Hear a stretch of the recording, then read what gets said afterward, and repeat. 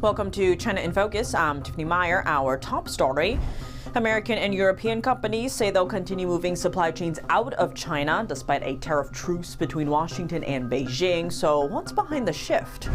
A European chip manufacturer warns of imminent shortages for car makers. The reason? A geopolitical conflict with China sparked over worries about Chinese control of the supply chain. Linda Sun, former aide to two New York governors, back on trial today. New evidence that Sun used her official titles to obtain benefits and business opportunities from Chinese authorities.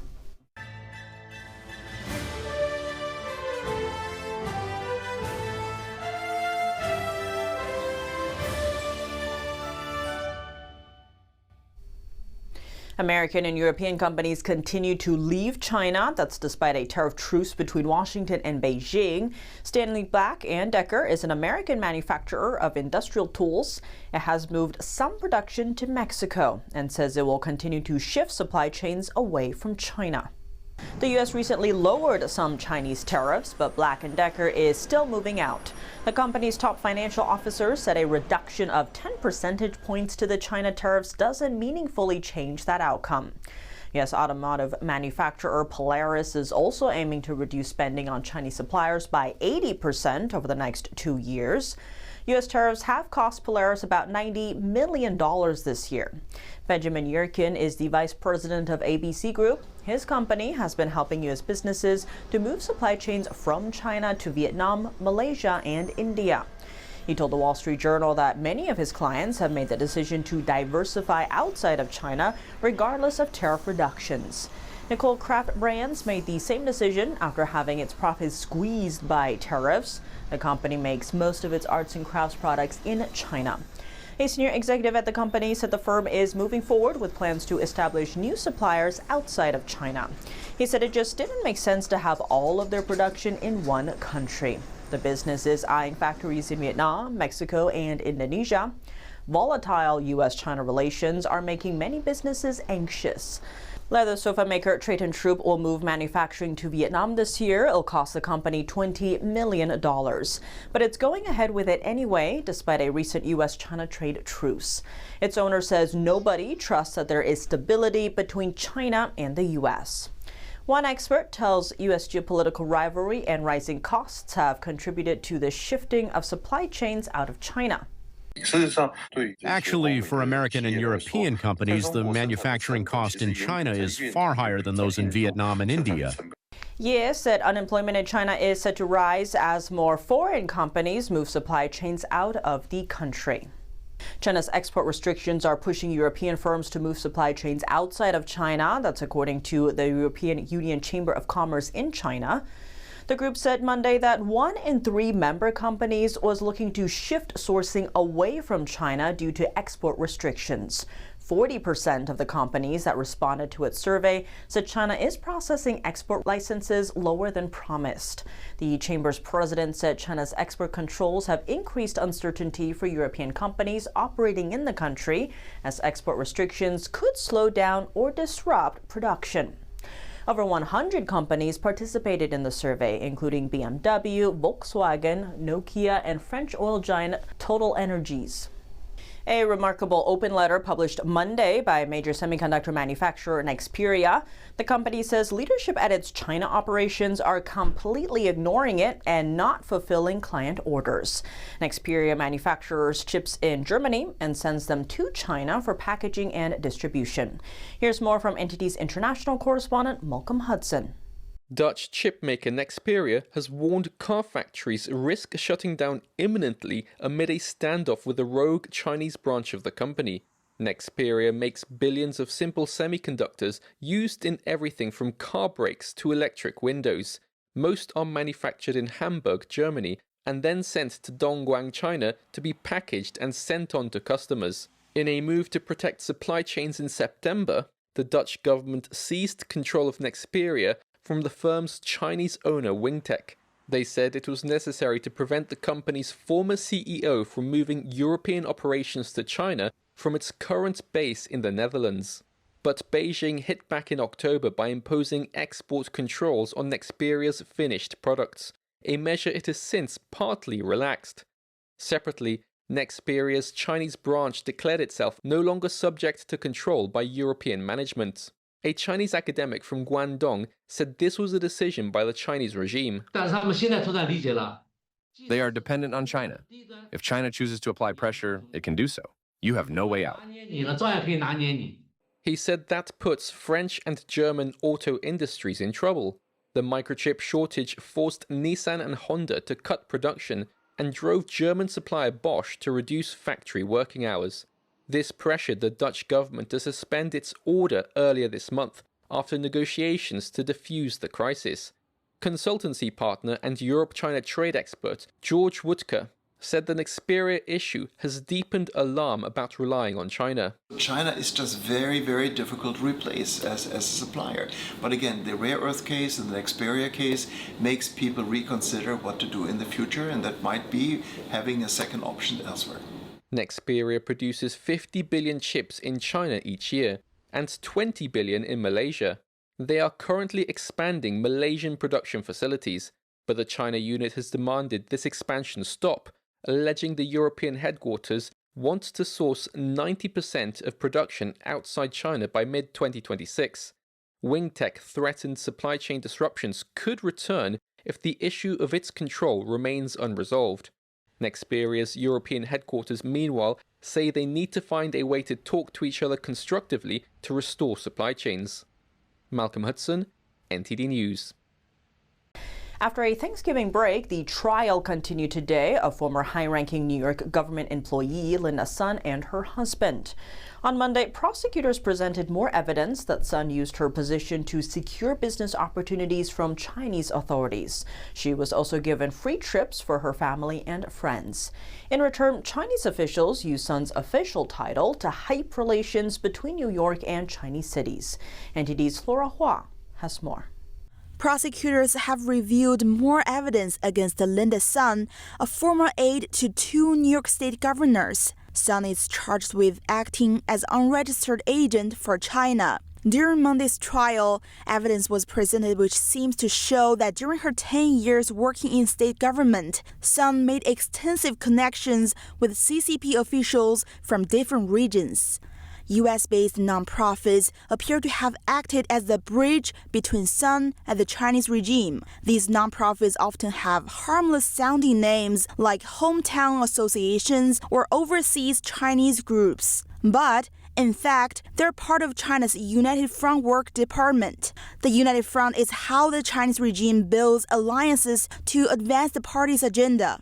Evidence suggests Sun visited China many times as a representative of New York State. Prosecutors accuse her of exploiting her title to obtain benefits for herself and her family. In 2017, the government of Henan, a northern province in China, seemingly paid for a trip for Sun and her family. On the trip, Chinese officials are said to have arranged special business meetings for Sun's husband, Chris Hu. In return, Chinese authorities asked Sun to speak at a major conference. They even gave her specific talking points, which she added to a slideshow. In 2018, evidence suggests Hu's seafood company secured a state contract with the Yantai government, a coastal city in China. Behind the scenes, Hu promised a Chinese official that Sun would write a recommendation letter for the official's son and send it to New York University. Sun seemingly wrote the letter using the New York State government's letterhead. It appears to falsely stated that the Chinese official's son had interned for Linda Sun. Flora Hua, NTD News. Lawmakers are returning to Washington, D.C. this week. The House is teeing up a vote meant to discourage U.S. schools from taking grants from the Chinese Communist Party. In many cases, these grants are used to fill the minds of young students with communist ideology. NTD's Melina Weisskopf reports. House lawmakers are working to prevent young students from being influenced by the Chinese Communist Party. The Education Committee reported earlier this year that Confucius classrooms have infiltrated more than 500 American K-12 schools. The CCP Confucius classrooms pose a national security risk, a geopolitical security risk, and an academic security risk. To combat these threats, the chairman described Confucius classrooms as CCP propaganda outposts. Many lawmakers have raised concerns that these types of classrooms are disguised as cultural exchange, but that the Chinese Communist Party has other goals. The CCP doesn't do these things with a charitable intent. The entire purpose of the programs is they expect something in return, control over curriculum, and thereby influence over the young minds that are subject to it. Congressman Kiley's bill, called Protect Our Kids, would allow the government to withhold tax dollars from elementary through high schools that have financial support from China. It will be voted on this week. It is unacceptable that American school districts have entered into financial agreements with entities tied to the CCP, an adversary of the United States, a regime with one of the worst human rights records in modern history. Lawmakers recently passed legislation to tackle the issue at the college level. Reporting from Washington, D.C., Melina Weiskup, NTD News. With the U.S.-China trade agreement still up in the air, there are signs the Chinese regime isn't sincere about fulfilling its side of the deal. So can the U.S. government hold China accountable?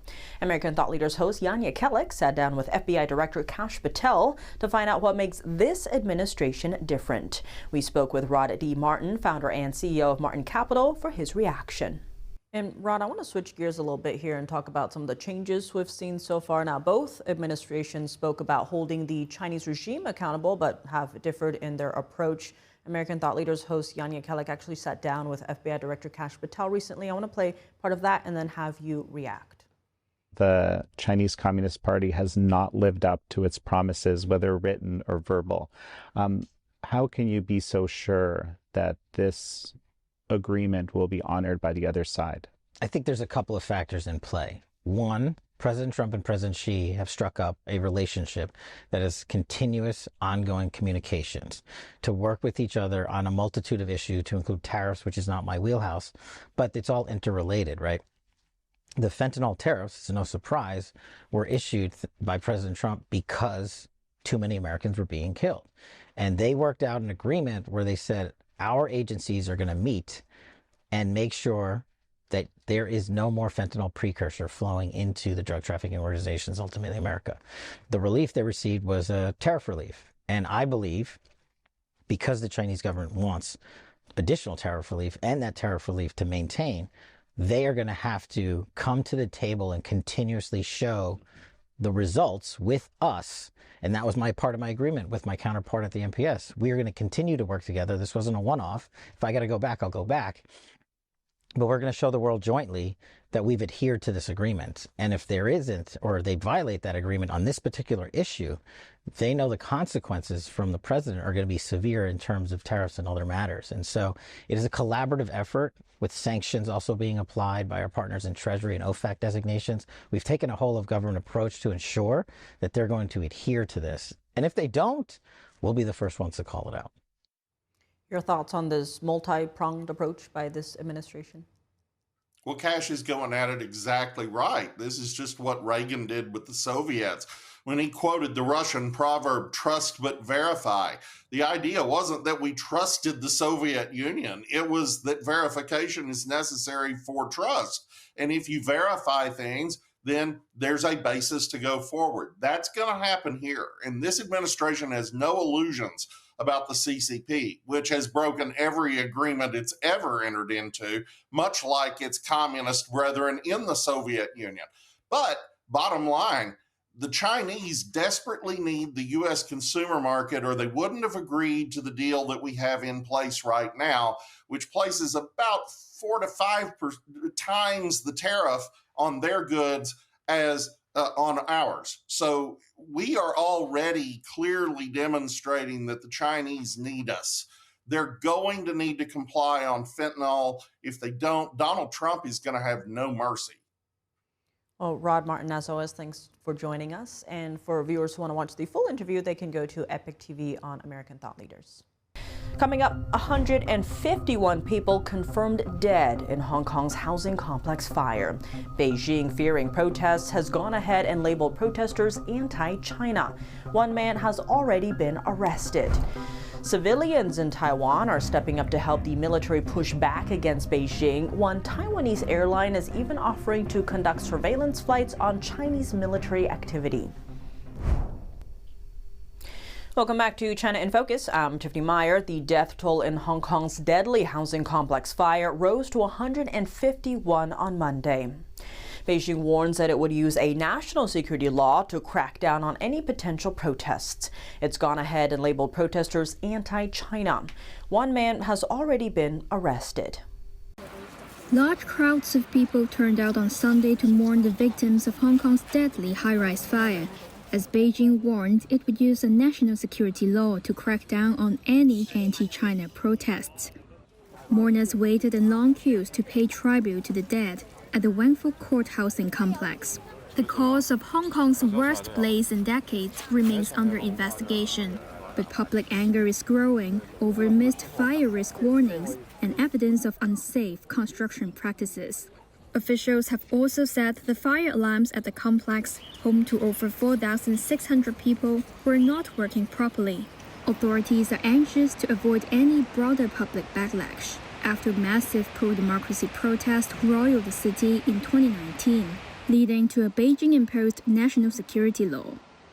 On Saturday, China's national security authorities warned people against using the disaster to, quote, plunge Hong Kong back into the chaos of 2019. It came as Hong Kong police detained a 24-year-old man who was part of a group that launched a petition demanding an independent probe into possible corruption and a review on construction oversight, sources said. The group's online petition had over 10,000 signatures by Saturday afternoon before it was closed. Police did not immediately respond to a request for comment. Daniel Chan, who lives in Tai Po district, said people now know this was a man-made disaster. In the way things were handled, there are many areas that deserve serious review, he said. I hope the government can carry out an independent investigation and that there will be accountability. Authorities have arrested more than a dozen people in connection with the blaze as they investigate possible corruption and the use of unsafe materials during renovations at the complex. The protective nets used in Wangfu Court's renovation easily caught on fire. We don't yet know for sure who made these nets, but the company responsible for the renovations had 11 other jobs ongoing across Hong Kong. Residents shared inspection reports for 2 of those buildings. They showed that the nets came from 2 companies based in mainland China. The nets were labeled flame retardant dense mesh and were supposedly tested by an inspection center in mainland China. But when Hong Kong media tried to look up the full reports, the inspection center's official website came up empty, showing no documents found. Civilians in Taiwan are helping the military counter Beijing's threats. A Taiwanese airline is offering to do surveillance flights in order to monitor Chinese military activity. Equipped with a powerful US-made radar under its belly, this light aircraft is flying over Taiwan's east coast. The radar tracks Chinese warships, collecting data its operator is keen to provide to Taipei's military. Apex Aviation, better known for pilot training and charter flights, is pitching surveillance flights to the government. Retired Taiwan Navy officer and Apex reconnaissance consultant Zhou Wang describes what the company calls Project Goshawk. We cannot only assist the National Army in making target verification in the air, but also provide target verification on the sea surface. This way, we can initially tell them that at what latitude and longitude of 24 nautical miles away, or at a certain location in the eastern seas, for example, a Luoyang 3 class destroyer is appearing now. This way, they have time to respond. Assuming the ship moves within the 24 miles sea line, the National Army will have time to respond. We only need to do an early warning action so that our National Army or government units can give an early response. This is why this equipment is so important for Goshawk.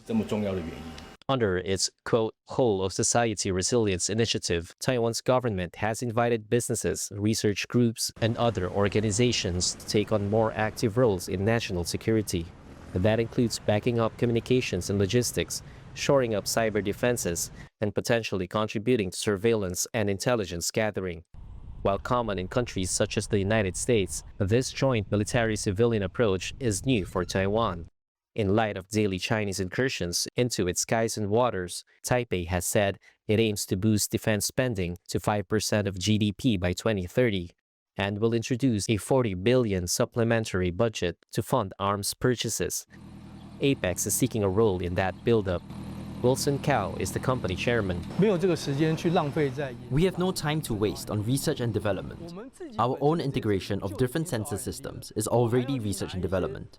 If I still go around trying to incorporate some unproven sensors, wouldn't it be like playing a prank on myself? Also, because we continue to pay attention to the situation in the Taiwan Strait. And all these military exercises are becoming more and more frequent, and the distance is getting closer and closer. Won't there be a sense of urgency? That's why we feel that if we don't jump in now, we may not even have this opportunity in the future.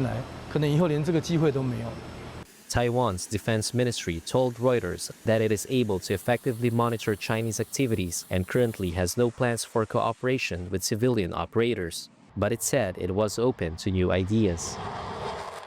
Concerns over a potential conflict with the CCP are growing in Taiwan. Over the weekend, high school students met with President Lai Ching-te to voice their worries. NTD's Joy Chu has more from Taiwan. Taiwanese President Lai Ching-te sat with high school students on Saturday, hearing their proposals and taking their questions during an open forum. Do you have a dream? I want to be president. Let's give her a big hand. Students ask questions regarding the possibility of a war with China.